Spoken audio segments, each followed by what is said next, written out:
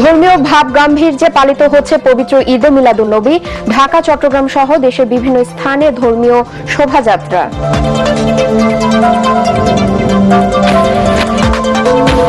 6 মাসে সংঘটিত সব অপরাধীকে আইনের আওতায় আনা হয়েছে, জানালেন স্বরাষ্ট্রমন্ত্রী।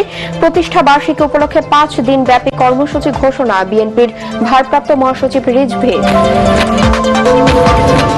দেশে ফ্যাসিস্ট পুনর্বাসনের চেষ্টা চলছে মন্তব্য আইনমন্ত্রীর। বিরোধী দলকে রাষ্ট্র পরিচালনার রোডম্যাপ দেওয়ার আহ্বান।